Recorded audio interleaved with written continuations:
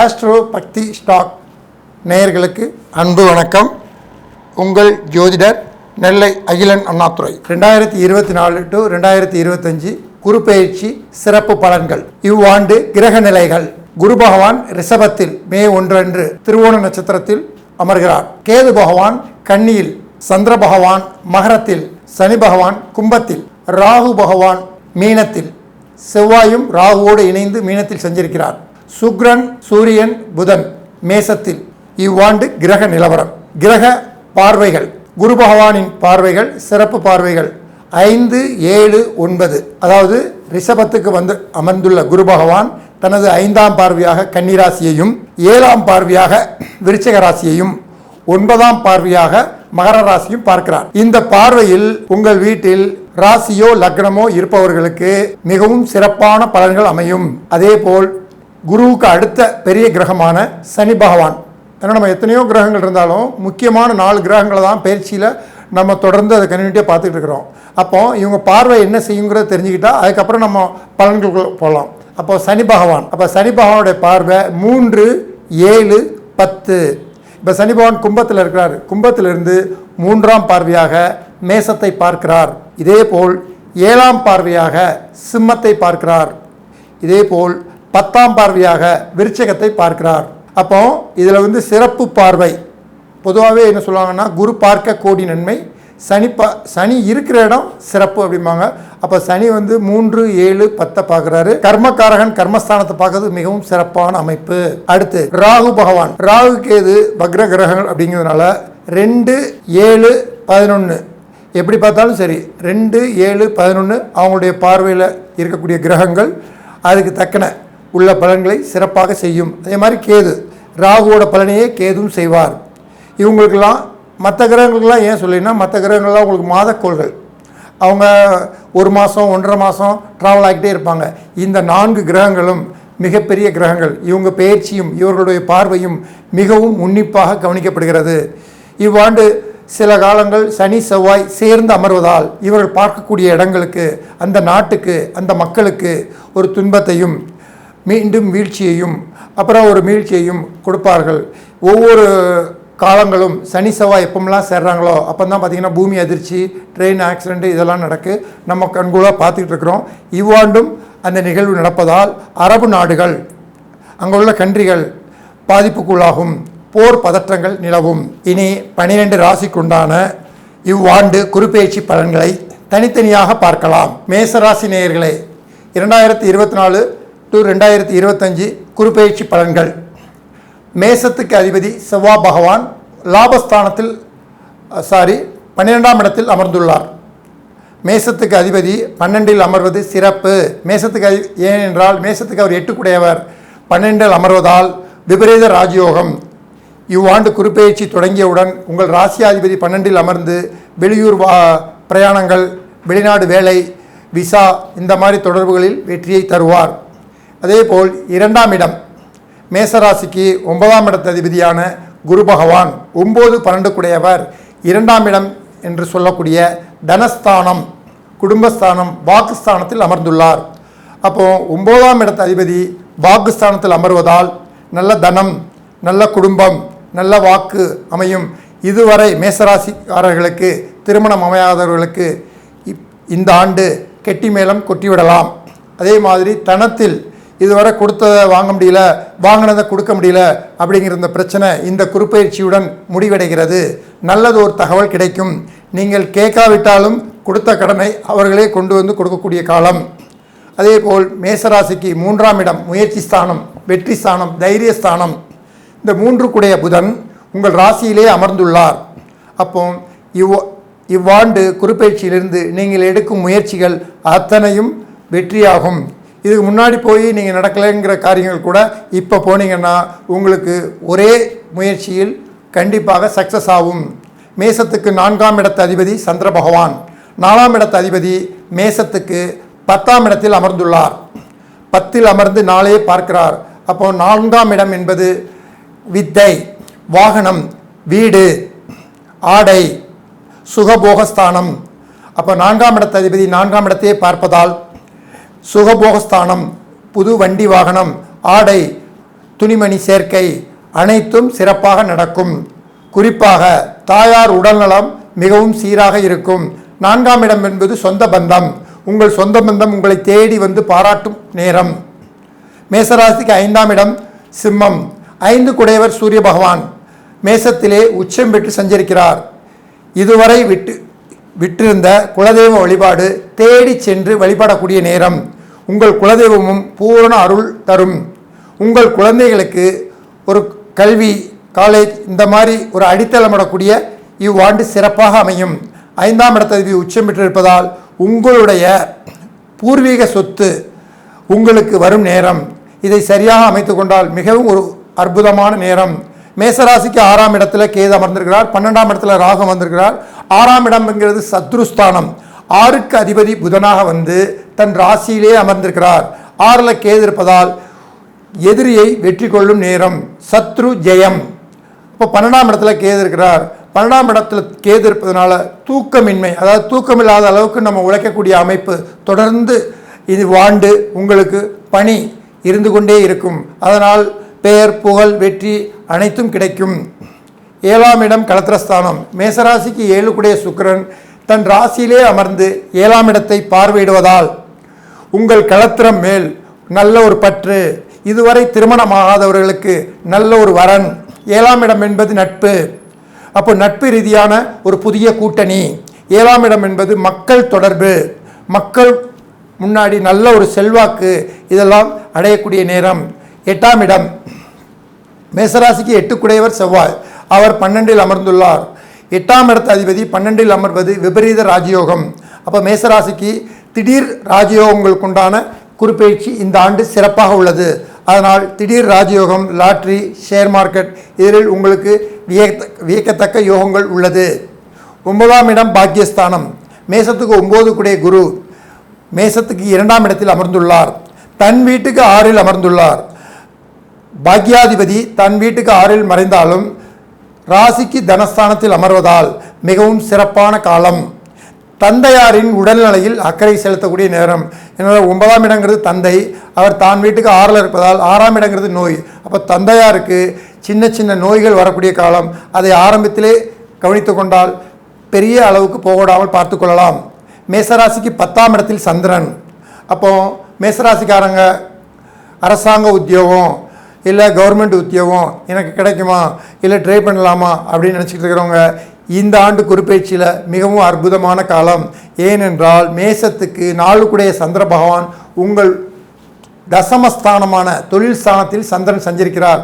அந்த சந்திரனை இந்த குரு பகவான் சிறப்பு பார்வையாக பார்க்குறார். அப்போ 10ஆம் இடத்துல கவர்மெண்ட் கிரகமான ராஜா சூரியன், ராணி சந்திரன். அப்போ சந்திரன் வந்து உங்களுடைய தொழில் ஸ்தானத்தில் அமர்ந்து குரு பார்வையில் அமர்வதால் அரசாங்க தொடர்புள்ள வேலை இவ்வாண்டு மேசராசியர்களுக்கு மிகவும் சிறப்பாக அமைய ஒரு உன்னதமான வாய்ப்பு.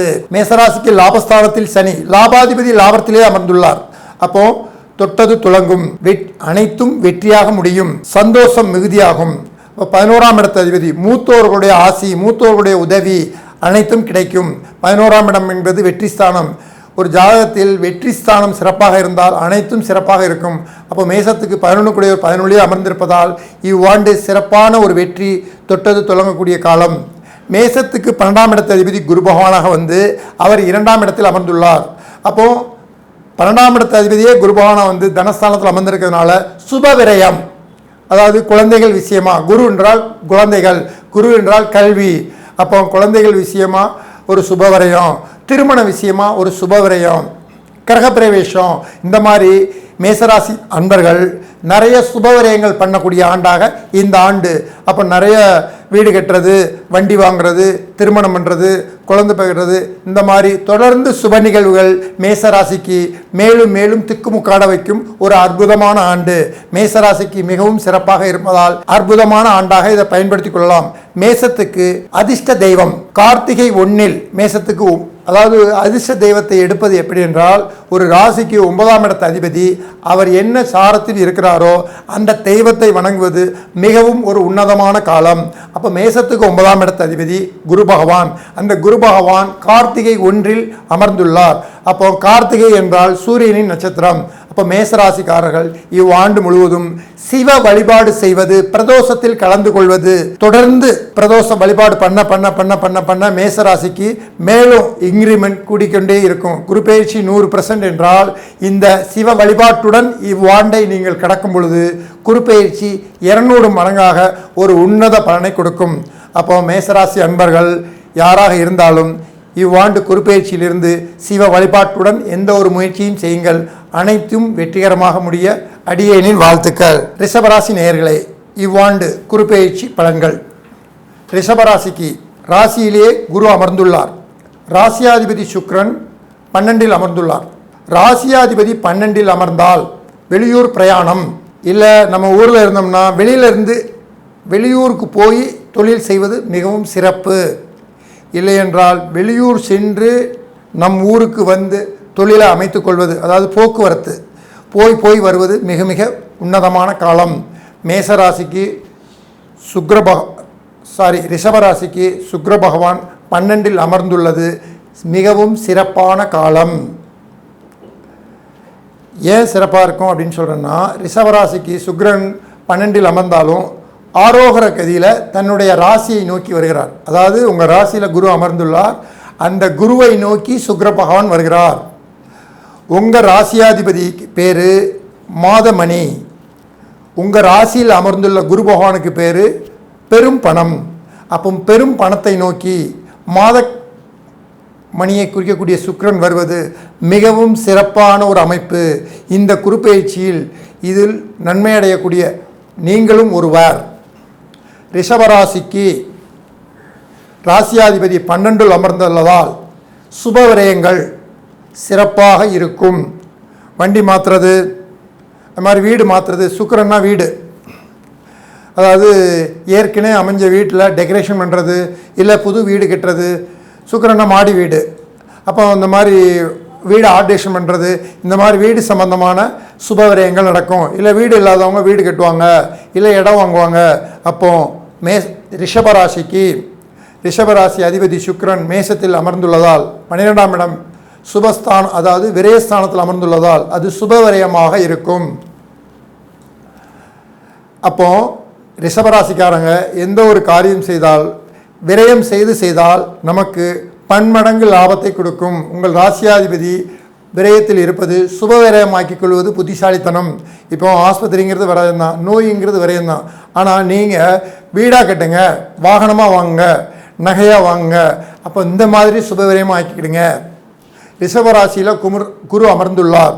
இந்த ரிஷபராசிக்கு குரு 8 குடையவர், 11 குடையவர். அப்போ 8, 11 குடையவர் தன் ராசியில் அமர்வது மிகவும் சிறப்பான அமைப்பு. 8ஆம் இடம் என்பது அதிர்ஷ்டம், ஷேர் மார்க்கெட், லாட்ரி, திடீர் யோகம். 11ஆம் இடம் என்பது லாபம், வெற்றி, சந்தோஷம். அப்போ இந்த அதிபதி நம் ராசியில் அமர்வது மிகவும் ஒரு அற்புதமான ஒரு அமைப்பு. நீங்கள்லாம் நினைப்பீங்க, என்ன சார் ரிஷபத்தில் அமர்ந்துள்ளார், அவர் ஜென்ம குருவாச்சு அப்படின்னு. இங்கே ஒரு விதிவிலக்கு இருக்குது. இந்த குரு பயிற்சியில் இந்த ஜென்ம குரு ரிஷபராசிக்காரங்களுக்கு கண்டிப்பாக 1% கூட வேலை செய்யாது. ஏனென்றால் குரு பகவான் வியாழவட்டம் என்றும் சுபஸ்தானத்தில் அமர்ந்துள்ளார். அதாவது கோச்சாரத்திலையும் சரி, நம்ம பிறக்கிற ஜாதகத்திலையும் சரி, ஒரு 4 இடத்தில் குரு பகவான் அமர்ந்தால் அதற்கு பெயர் வியாழவட்டம் என்று பெயர்.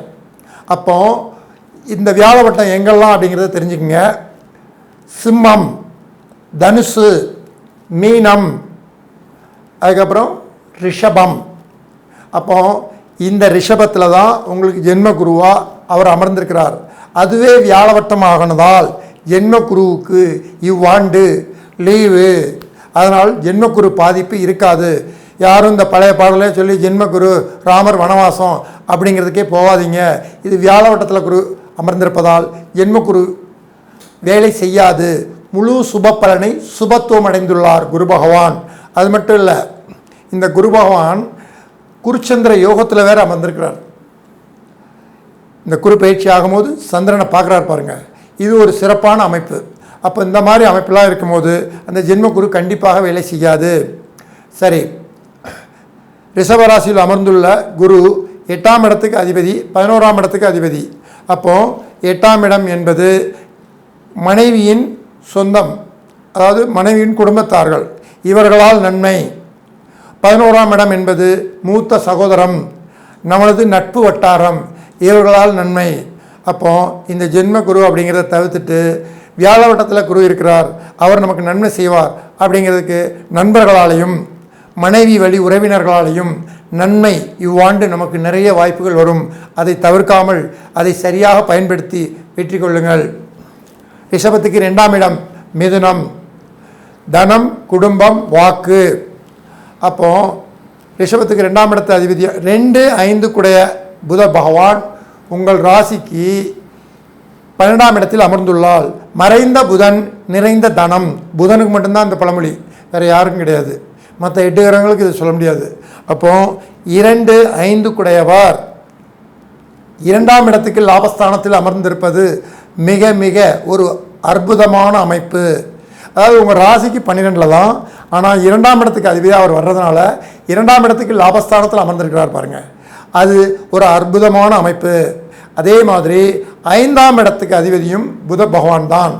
ரிஷபராசிக்கு இந்த 5க்கு அதிபதி 5ஆம் இடத்துக்கு 8இல் அமர்ந்துள்ளார். அப்போ 5ஆம் இடத்துக்கு அதிபதி 5க்கு 8இல் அமர்ந்தால் பூர்வீகத்தை விட்டு ரொம்ப தூரம் செல்வது, வெளிநாடு போவது, தொழில் சம்பந்தமாகவோ இல்லை கல்வி சம்பந்தமாகவோ வெளிநாடு போய் வருவது இந்த ரிஷபராசிக்காரங்களுக்கு இவ்வாண்டு சிறப்பு பலன்களை தரும். இல்லைனா இன்சூரன்ஸ் போடுவது, டெபாசிட் பண்ணுவது, இன்சூரன்ஸ் தான் கரெக்டாக இருக்கும். டெபாசிட்டுங்கிறது 11ஆம் இடம். அப்போ இன்சூரன்ஸ் போடுகிறது சிறந்த பலனை தரும். அப்போ 2, 5 கூடையவர் புத பகவான் 2ஆம் இடத்துக்கு லாபஸ்தானத்தில் அமர்ந்துள்ளதால் குடும்பத்தால் நல்ல தனம், புகழ் அனைத்தும் சிறப்பாக அமையும். ரிஷபராசிக்கு 3ஆம் இடம் கடகம், 3 கூடைய சந்திர பகவான் ரிஷபத்துக்கு 9ஆம் இடமான திரிகோணஸ்தானத்திலிருந்து 3ஆம் இடத்தையே பார்க்கிறார். அப்போ 3ஆம் இடம் என்பது முயற்சி, வெற்றி, வீரியம். முயற்சி ஸ்தானாதிபதி முயற்சி ஸ்தானத்தையே பார்ப்பதால் உங்களுடைய முயற்சிகள் இவ்வாண்டு அனைத்தும் வெற்றிகரமாக நடக்கும். சந்திரன் என்பது பெண், அப்போ 3ஆம் என்பது சகோதரி. உங்களுடைய சகோதரிக்கு திருமண வாய்ப்புக்காக காத்திருப்பவர்களுக்கு உங்களுடைய ராசி பிரகாரம் இவ்வாண்டு சிறப்பான முறையில் திருமண காரியங்கள் சிறப்பாக நடக்கும். எதிர்பார்த்த வரனை விட சிறப்பான வரன் அமையும். 4ஆம் இடம் ரிஷபத்துக்கு 4ஆம் இடம் சிம்மம், சிம்மத்துக்கு அதிபதி ரிஷபத்துக்கு 12இல் உச்சம் பெற்று அமர்ந்துள்ளார். இப்போ 4ஆம் இடம் என்பது சொந்த பந்தம், வண்டி வாகனம், வீடு வாகனம், தாயார், டிகிரி படிப்பு, இது அனைத்தும் சுபமாக அமையும். 12ஆம் இடத்தில் 4ஆம் இடத்தில் அமர்வதால் படிப்பு சம்பந்தமாக வெளியூர் வெளிநாடு செல்பவர்களுக்கு இது ஒரு சிறப்பான வாய்ப்பு. ரிஷபத்துக்கு 5ஆம் இடம் புத பகவான். அப்போ 5ஆம் இடம் என்பது உயர்கல்வி. அப்போ 5க்கு 8இல் அமர்ந்துள்ளதால் உயர்கல்வி சம்பந்தமாக வெளிநாடு செல்லுதல், வெளிநாடு முயற்சி, இது அனைத்தும் சுபமாக நடக்கும். ரிஷபராசிக்கு 6ஆம் இடம் சுக்கிர பகவானாகவே வருகிறார். அவர் 12இல் அமர்ந்து 6ஐ பார்ப்பது மிக மிக சிறப்பு. தான் வீடை தானே பார்ப்பது ஒரு உன்னதமான காலம். அப்போ ரிஷபராசிக்கு இதுவரை அமையாத வேலை வாய்ப்புகள் இப்பொழுது நீங்கள் எதிர்பார்க்காத அளவுக்கு சிறப்பான வேலை அமையும். நீங்கள் எதிர்பார்த்ததை விட சிறப்பான வேலை அமையும். அப்போ இப்பொழுது உங்களுடைய முயற்சியை துரிதமாக செயல்படுத்துங்கள். ரிஷபராசிக்கு 7ஆம் இடம் கலத்திரஸ்தானம், நண்பர்கள், கூட்டு தொழில், மக்கள் தொடர்பு. அப்போ ரிஷபராசிக்கு 7ஆம் இடத்து அதிபதி செவ்வாய் ரிஷபராசிக்கு லாபஸ்தானத்தில் அமர்ந்துள்ளார். அப்போ நண்பர்களால் லாபம், மனைவியால் லாபம், கூட்டு தொழிலால் லாபம், மக்கள் தொடர்பால் லாபம். அப்போ இந்த அற்புதமான வாய்ப்பை சிறப்பாக அமைத்துக் கொள்ளுங்கள். ரிஷபராசிக்கு 8ஆம் இடம் தனுசு, அவர் தன் ராசியிலே அமர்ந்துள்ளார். அப்போது ரிஷபராசிக்கு அதிர்ஷ்டஸ்தானாதிபதி தன் ராசியில் அமர்வது மிகவும் அற்புதமான அமைப்பு. வெளிநாடு செல்பவர்கள் சிறப்பாக செல்லலாம், அதன் மூலம் அதிர்ஷ்டத்தை பெறலாம். லாட்ரி, ஷேர் மார்க்கெட், புது ஒப்பந்தங்கள் இவ்வாண்டு தானாக தேடி வரும். அதை சிறப்பாக அமைத்து கொண்டால் கண்டிப்பாக ஒரு சிறந்த வாய்ப்பு இருக்கிறது. விபரீத ராஜயோகம். ரிஷபராசிக்கு 9ஆம் இடத்தில் சந்திரன் அமர்ந்துள்ளார். அதாவது ரிஷபராசிக்கு 9ஆம் இடத்தில் சந்திரன் அமர்வது ஒரு அற்புதமான ஒரு அமைப்பு. 9ஆம் இடத்து அதிபதி சனி பகவான் 10இல். அப்போ 9 கூடியவர் 10இல் அமர்ந்தால் தர்ம கர்மாதிபதி யோகம். தகப்பனாரால் பெயர், புகழ், பதவி, பட்டம் தகப்பனாருடைய ரெக்கமெண்டேஷனில் நமக்கு இவ்வாண்டு ஒரு சிறப்பு உண்டு. 9இல் சந்திரன் அமர்ந்திருப்பது மிக மிக அற்புதம். 10இல் சனி அமர்ந்திருப்பது அற்புதமோ அற்புதம். அதாவது 9, 10 சனி பகவான். ரிஷபராசிக்கு தர்ம கர்ப்பாதிபதி ஒரே கிரகம் சனி பகவான் தான். அவர் இவ்வாண்டு இந்த குரு பயிற்சி முழுவதும் 9, 10 10லேயே அமர்ந்திருக்கார். அப்போ தர்ம கர்மாதிபதி யோகம். முதல்ல தர்ம கர்மாதிபதி யோகம்னா என்னன்னு தெரிஞ்சுக்கங்க. நியாயமான வழியில் நிறைய தர்மங்கள், அதாவது நியாயமான வழியில் லட்சமாக கோடியாக சம்பாதிச்சு கர்மங்கள், அதாவது குழந்தைகளை படிக்க வைக்கிறது, தான தர்மம் பண்ணுறது. இப்போ உதாரணத்துக்கு நடிகர் சிவகுமார் ஃபவுண்டேஷன் ஆரம்பித்து எப்படி செய்கிறாரு, அந்த மாதிரி செய்யக்கூடிய ஒரு அற்புதமான வாய்ப்பு ரிஷபராசிக்கு இவ்வாண்டு சிறப்பாக இருக்குது. ரிஷபராசிக்கு லாபஸ்தானாதிபதி குரு பகவான், அவர் உங்கள் ராசியிலே அமர்ந்திருக்கிறார். அப்போ நிறைய வெற்றி வாய்ப்புகள், சந்தோஷங்கள், லாபங்கள் உங்களுக்கு திக்குமுக்காட வைக்கும். 11ஆம் இடம் என்பது மூத்த சகோதர ஸ்தானம். இதுவரை ரிஷபராசிக்காரர்களுக்கு மூத்த சகோதரத்தில் ஒரு நல்ல அண்டர்ஸ்டாண்டிங் இல்லாதவர்கள் இந்த குருப்பெயர்ச்சி மிகவும் ஒரு நல்ல மாற்றத்தை ஏற்படுத்தி மூத்தோர்களால் நன்மைகள் நடக்கும். அவர்களால் லாபம், சந்தோஷம், நிம்மதி உண்டு. ரிஷபராசிக்கு 12ஆம் இடம் நிம்மதி ஸ்தானம். ஒரு ஜாதகத்தில் 12 கட்டங்கள் இயங்கினாலும் நம்ம பூரா இயங்குறது எதுக்கு அப்படின்னா முடிவில் நமக்கு தேவை நிம்மதி. அப்போ நம்ம ராசியாதிபதி அமர்ந்த இடம் 12ஆம் இடம். அப்போ கண்டிப்பாக இவ்வாண்டு முழுவதும் உங்களுக்கு ஒரு நிம்மதி உண்டு. இப்போ நிம்மதி உண்டுன்னா என்ன அர்த்தம்? தனம் வந்துக்கிட்டே இருக்குன்னு அர்த்தம். இன்று ஒருத்தருக்கு வருமானம் சரியாக வருது அப்படின்னா அவர் நிம்மதியாக தூங்குவார். அப்போ உங்கள் ராசியாதிபதி 12இல் அமர்ந்திருக்கார். நல்ல பிரயாணம், நல்ல தூக்கம், அயன பயன சுகம் அனைத்தும் சிறப்பாக உள்ளது. அப்போ ரிஷபராசிக்கு இது ஜென்மக்குரு என்று கழிக்காதீர்கள். ஏனென்றால் இந்த குரு வியாழபட்சத்தில் அமர்ந்துள்ளதால் ஜென்மக்குரு அல்ல, சுபகுரு. அற்புதமான ஒரு பலனை இவ்வாண்டு நீங்கள் மிகவும் அற்புதமாக எதிர்பார்க்கலாம். ரிஷபராசிக்கு, அதாவது நான் எப்போவுமே சொல்கிறது தான், கிரக நிலைகள் எப்படி இருந்தாலும் சரி, நமக்குண்டான அதிர்ஷ்ட தெய்வத்தை நம்ம வழிபாடு பண்ணும்போது நமக்கு அந்த அதிர்ஷ்டத்தை மெருகேற்ற மாதிரி கூட கொஞ்சம் ஒரு அற்புதமான வாய்ப்பு கிடைக்கும். அப்போ ரிஷபராசிக்கு 9ஆம் இடத்து அதிபதி சனி பகவானாக வருகிறார். இந்த சனி பகவான் சதய நட்சத்திரத்தில் செஞ்சிருக்கிறார். அப்போ சதயம் அப்படின்னா ராகு பகவானுடைய நட்சத்திரம்.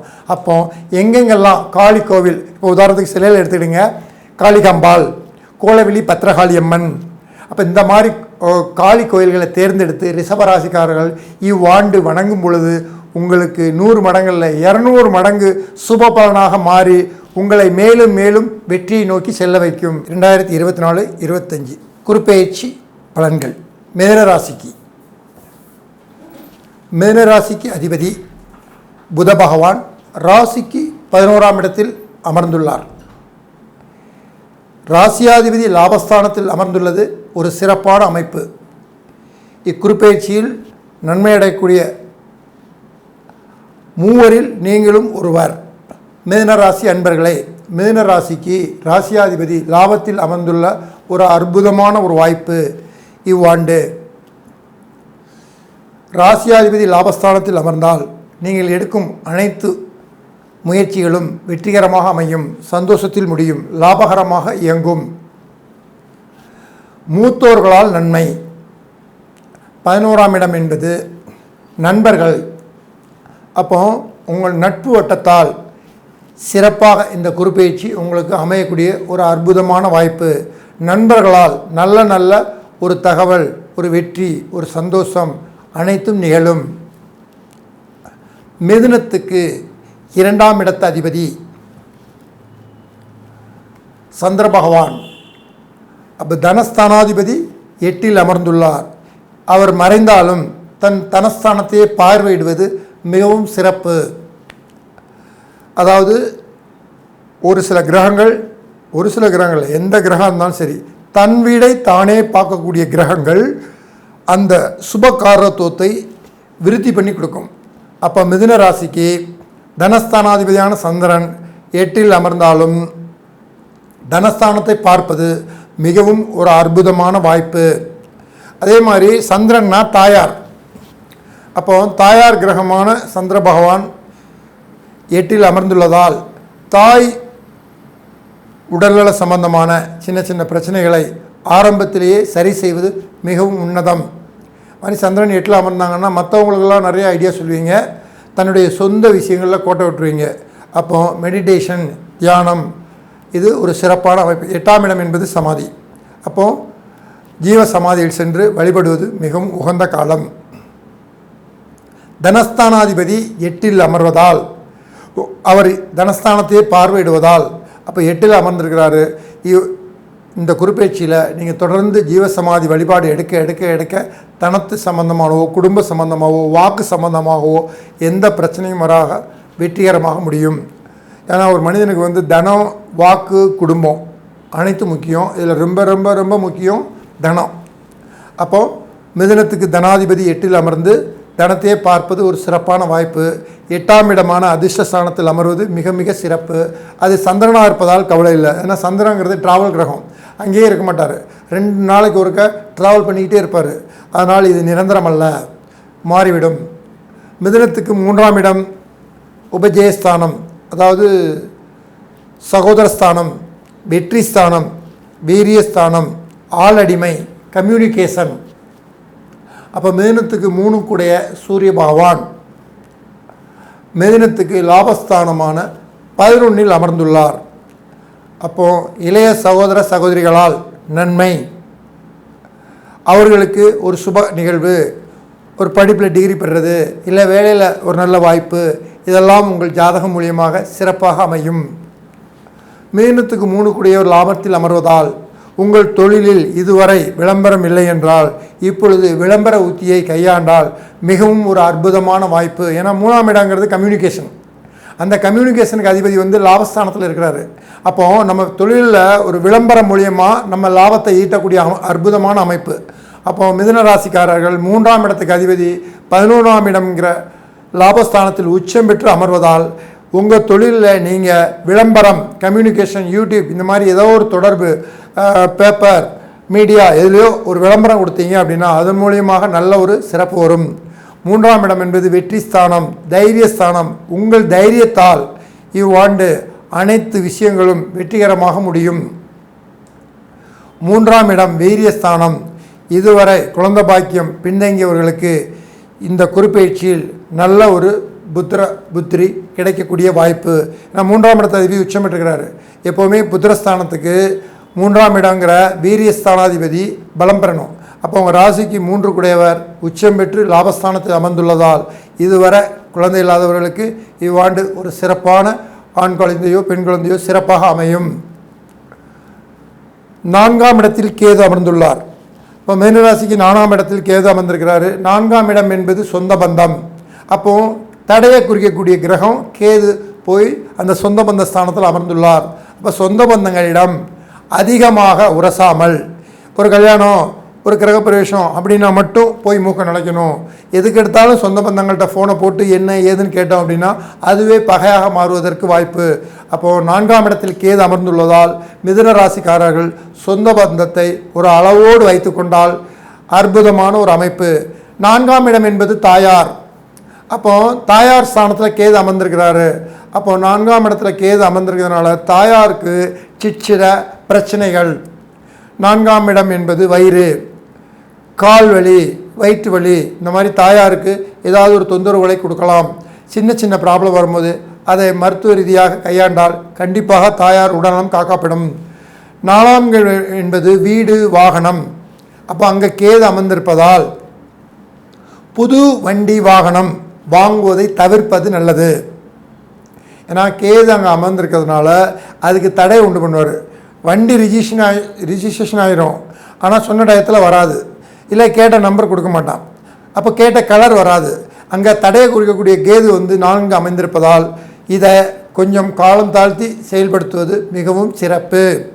4ஆம் இடம் சொந்த பந்தம், அவர்களிடம் மிகவும் எச்சரிக்கையாக இருக்கணும். அது மாதிரி 4ஆம் இடம் டிகிரி. அப்போது இந்த மிதுனராசிக்காரர்கள் இப்பொழுது அரியர்ஸ் வைக்க அதிக வாய்ப்பு. அப்போது நம்ம கண்ணும் கருத்துமாக இருந்து படிப்பில் கவனம் செலுத்தினால் மிகவும் ஒரு உன்னதமான வாய்ப்பை பெறலாம். நான் கேது தடைக்குரிய கிரகம் 4ஆம் இடத்துல டிகிரி ஸ்தானத்தில் அமர்ந்திருக்கிறாரு. அப்போ நீங்கள் இருக்கக்கூடிய என்ஜாய்மெண்டெல்லாம் இது பண்ணிவிட்டு நான் படிப்பு நேரத்தில் எழுதுவேன் அப்படின்னா கோட்டை விட்டுருவீங்க. அதனால் கண்டிப்பாக படிப்பில் கவனம் செலுத்துங்க. மற்ற காலம் போல் இக்காலத்தை வெகுவாக எண்ணாதீர்கள். இருந்தாலும் 4ஆம் இடத்தில் இருக்கும் கேதுவை குரு பார்ப்பதால் 4ஆம் இடம் சுபத்துவம் அடைகிறது. அனைத்தும் உங்களுக்கு முயற்சியின் பேர் கிடைக்கும். மிதுன ராசிக்கு 5ஆம் இடம் 5ஆம் இடம் என்பது குலதெய்வம், புத்திரஸ்தானம், காதல், பொழுதுபோக்கு. அப்போ 5 குடையவர் சுக்கிரன். இந்த 5 குடைய சுக்கிரன் உங்கள் ராசிக்கு லாபஸ்தானத்தில் அமர்ந்துள்ளார். அப்போ மீன ராசிக்காரங்களுக்கு உயர் படிப்பு யோகம். கண்டிப்பாக உயர் படிப்புக்கு நல்ல ஸ்காலர்ஷிப், அப்புறம் நல்ல காலேஜ் இதெல்லாம் அமையும். இதுவரை மிதுன ராசிக்கு குலதெய்வ வழிபடம் இல்லையே, நம்ம வெளிநாட்டில் இருக்கிறோம், நம்ம குலதெய்வம் தமிழ்நாட்டில் இருக்குது, வழிபடவே முடியலன்னு ஏங்கிட்டு இருந்தவங்களுக்கு இந்த குருப்பெயர்ச்சி மூலமாக குலதெய்வ வழிபாடு சிறப்பாக நடப்பதற்கு ஒரு அற்புதமான ஆண்டு. 5ஆம் இடம் என்பது காதல். அப்போ இதுவரை சொல்ல தயங்கியவங்கள் இப்பொழுது மிதுன ராசிக்காரர்கள் துணிந்து தன்னுடைய விருப்பத்தை சொல்லலாம். உங்களுடைய விருப்பம் நீங்கள் நினைப்பது போக எதிராளியும் நினைத்து வெற்றிகரமாக முடியும். 5ஆம் இடம் என்பது பொழுதுபோக்கு. மிதுன ராசிக்காரர்கள் சினிமா சம்பந்தப்பட்ட தொழிலில் இருந்தால் வெற்றி பெறக்கூடிய ஆண்டாக இவ்வாண்டு அமையும். 5ஆம் இடம் தான் சினிமா. அப்போ சினிமா சம்மந்தப்பட்டது எடிட்ரு, டைரக்டரு, நடிகர், எந்த துறையானாலும் சரி, மிதுன ராசிக்காரர்கள் இவ்வாண்டு வெற்றி பெறுவது மிக மிக அற்புதமான ஒரு வாய்ப்பு. மிதுன ராசிக்கு 6ஆம் இடம் சர்வீஸ். 6ஆம் இடம் அப்படிங்கிறது நோய் எதிர்ப்பு கடன். அப்போ மிதுன ராசிக்கு 6 குடைய செவ்வாய் உங்களுக்கு 10ஆம் இடத்தில் அமர்ந்துள்ளார். அப்போ 6ஆம் இடத்து அதிபதியே சர்வீஸ் ஸ்தானாதிபதியே தொழில் ஸ்தானத்தில் அமர்வது மிக மிக சிறப்பான காலம். அப்போ என்ன அர்த்தம் அப்படின்னா, மிதுன ராசிக்கு 6 குடையவர் போய் 10ல் அமர்ந்தா இந்த மிதுன ராசிக்காரர் தான் முதலாளி, மிதுன ராசிக்காரர் தான் தொழிலாளி. இவ்வாண்டு பாருங்கள், எத்தனை வேலைக்காரங்களாக இருந்தாலும் சரி, மிதுன ராசிக்காரங்க அவங்க அந்த வேலைக்காரங்களுடைய வேலையும் அந்த மிதுன ராசிக்காரங்க தான் செய்வாங்க. ஏன் அப்படின்னா இவ்வாண்டு குருப்பெயர்ச்சியில் உங்களுக்கு 6 குடைய செவ்வாய் 10ஆம் இடத்துல அமர்ந்திருக்கிறாரு. 6ஆம் இடங்கிறது சர்வீஸு, 10ஆம் இடங்கிறது தொழில். அப்போ என்னடா இது 3 வேலைக்காரன் போட்டும் வேலை கரெக்டாக நம்ம தான் செய்ய வேண்டியதுன்னு அது சலிச்சுக்குவீங்க. இருந்தாலும் உங்கள் ஜாதகம் எப்படின்னா மிதுன ராசிக்காரங்களுக்கு எந்த ஒரு வேலையும் நீங்கள் நினச்ச மாதிரி நடக்கணும், நீங்கள் செஞ்சால் தான் சிறப்பாக இருக்கும். அதனால் நீங்கள் செய்யுங்கள், சிறப்பான ஒரு வெற்றியை அடைவீர்கள். வேலைப்பளு அதிக உள்ள ஆண்டு, அதனால் வெற்றியும் உண்டு. மிதுன ராசிக்கு 7ஆம் இடம் களத்திரஸ்தானம், நண்பர்கள், உபத்தொழில், மக்கள் தொடர்பு. 7 குடைய குரு 12ல் அமர்ந்துள்ளார். மிதுனத்துக்கு 7ஆம் இடம் பாதகம் என்பதால் பாதகாதிபதி 12ல் மறைவது மிகவும் சிறப்பு. அப்போ நண்பர்களால், ஒரு நண்பர் இருந்தார் திடீர்னு வெளியூர் போயிட்டார்னா அதனால் நன்மையே, அந்த வெளியூரிலிருந்து நமக்கு நல்ல தகவல்களை கொடுப்பார். 7ஆம் இடம் என்பது மனைவி, பாதகஸ்தானாதிபதியாக வந்து 12ல் மறைவதால் அற்புதமான அமைப்பு. அவங்கள்ட்ட இருந்து தொந்தரவுகள் இருக்காது, அதை வாங்க இதை வாங்க அப்படிங்கிற இந்த நச்சரிப்பு இந்த ஆண்டு இருக்காது. மிதுனத்துக்கு மக்கள் தொடர்பு, அவரே பாதகாதிபதியாக வந்து 12ல் மறைகிறதால் மக்களுடைய தொடர்பு, மக்கள் யார் என்று உங்களுக்கு தெரியும், நீங்கள் யார் என்று மக்களுக்கு தெரியும். அதனால் மக்களால் எந்த ஒரு பிரச்சனையும் நிகழாது. 7ஆம் இடம் என்பது கூட்டு தொழில். அப்போ அந்த கூட்டு தொழிலுக்கு அதிபதியே பாதகாதிபதியாக வந்து அவர் 12ல் மறைவதால் கண்டிப்பாக நண்பர்களால் உங்கள் தொழில் உயரும். மறைமுகமாக இருந்து சப்போர்ட் செய்வார்கள். ஏன்னா 7 குடையவர் 12ல் மறைஞ்சிருக்கிறார் இல்லையா. அப்போ மறைமுகம் அப்படின்னா வெளிநாட்டில் இருக்கலாம், வெளியூரில் இருக்கலாம், ஃபோன் மூலிமா உங்களுக்கு நண்பர்கள் நல்ல தகவல்களை கொடுத்து கொண்டே இருப்பார்கள். உங்களுக்கு வெற்றிக்கு உறுதுணையாக உங்கள் நண்பர்கள் செயல்படுவார்கள். அவர்களுக்கும் உங்களுடைய உதவி கரெக்டான நேரத்தில் சென்று வெற்றியில் திளைப்பார்கள். 8ல் சந்திரன், மிதுன ராசிக்கு 8ல் சந்திரன். அதாவது 8ல் சந்திரன் தான் என்ன அப்படின்னு கேட்டிங்கன்னா, மற்றவங்களுக்கெல்லாம் நிறைய ஐடியா கொடுப்பீங்க. மிதுன ராசிக்காரங்க தன்னுடைய சொந்த விஷயத்தில் ஒரு டிசிஷன் எடுக்கும்போது திணறுவீங்க. அதான் 8ல் இருக்கிற சந்திரன். அப்போது இந்த 8ல் இருக்கிற சந்திரன் என்ன பண்ணுவார் அப்படின்னா, மற்றவங்களுக்கு நீங்கள் கொடுக்குற டிப்ஸு, வழிவகைகள், உதவிகள் அனைத்துமே வெற்றிகரமாக அமையும். நம்மளுடைய ஓன் டிசிஷனில் கோட்டை விட்டுருவோம். அதுக்கு 3ஆம் பிறை வழிபாடு செய்வது மிகவும் உத்தமம். இல்லைன்னா தாயார் தான் சந்திரன், அம்மாட்ட பிளஸிங் வாங்குங்க. இவ்வாண்டு மிகவும் சிறப்பான ஆண்டாக இருக்கும். இல்லை அம்மா இல்லை சார் அப்படின்னா முதியோர்களுக்கு உணவு கொடுங்க. உணவுனா சந்திரன், முதியோர்னா சந்திரன். அப்போ இந்த மாதிரி பரிகாரங்கள் செய்யும்போது மிகவும் சிறப்பான ஆண்டாக இருக்கும். 8லே சந்திரன் அமைந்தாலும் மிதுன ராசிக்கு 2 குடையவராக இருந்து தன் 2ஆம் இடத்தையே பார்ப்பதால் அந்த 8ல் இருக்கிற சந்திரன் நாள் நமக்கு தனம் உண்டு, நல்ல வாக்கு உண்டு, நல்ல குடும்பம் உண்டு. ஏன்னா எந்த ஒரு கிரகமும் தான் வீடை பார்த்ததுன்னா அந்த வீடை சுபவிருத்தி பண்ணுமே ஒழிஞ்சு கெடுக்காது. 9ஆம் இடம், அப்போது மிதுன ராசிக்கு 9ஆம் இடத்துக்கு அதிபதியான பாக்கியாதிபதி 9லே அமர்ந்திருக்கிறார்.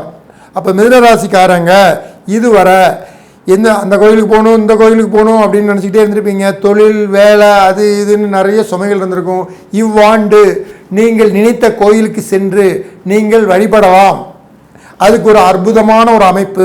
ஏன்னா மிதுன ராசிக்காரங்களுக்கு 9 கூட 9லே நினச்சப்பம்லாம் வரமாட்டார். 30 ஆண்டுக்கு ஒரு முறை தான் சனி பகவான் சொந்த சேத்திரத்துக்கு வருவார்.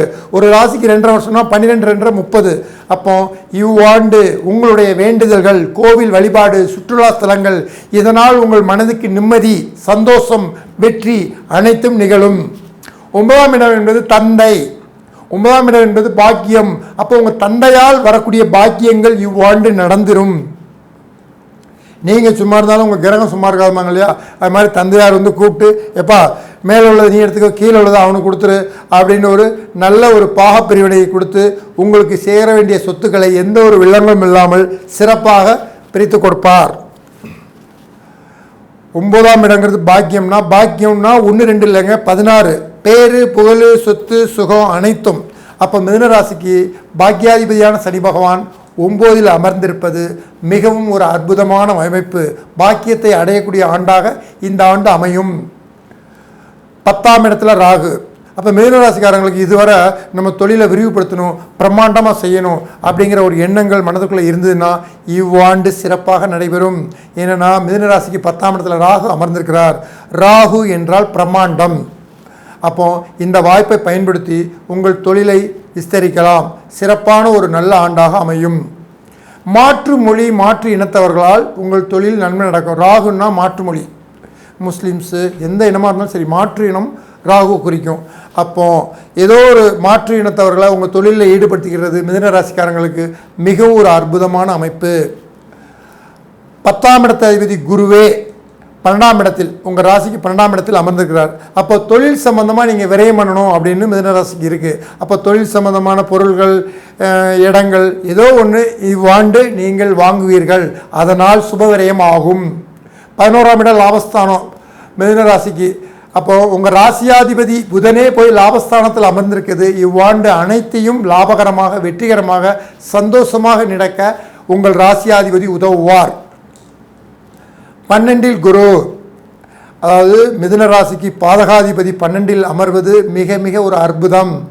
எப்போவுமே ஒன்று தெரிஞ்சுங்க, ஒரு கிரகம் மறைவு அப்படின்னு மட்டும் பார்க்குறோம். அந்த மறையக்கூடிய கிரகம் நம்ம ராசிக்கு யாருன்னு பார்க்கணும். அப்போ பாதகாதிபதியாக இருக்கிற குரு உங்கள் ராசிக்கு 12ஆம் அதால் பாதகங்கள் நிகழாது. குருனா யார்?